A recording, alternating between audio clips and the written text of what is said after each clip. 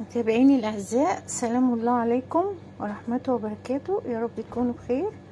النهارده معانا كوارع هنعملها بشكل جميل وسهل، وطبعا الكوارع ليها اهميه طبعا للجسم زي ما حضراتكم عارفين، وخصوصا لو حد رجله وجعاه خشونه مش عارفه ايه، فلازم يركز عليها شويه.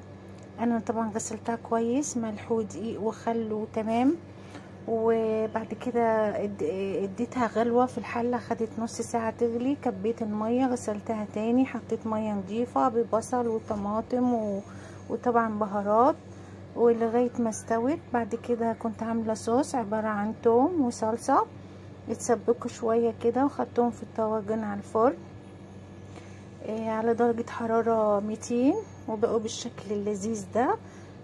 طبعا طعمها جميل، مهروسة طعمها حلوة. طبعا التوم حلو مدي طعم في الكوارع، وكان لازم اعمل معاها لسان العصفور. والله يا حبايبي بيبقى طعمه خطير جدا بشوربة الكوارع.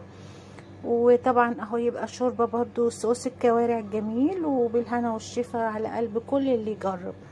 وحبايبي طبعا ما تنسوش تشتركوا في القناة وتفعلوا زر الجرس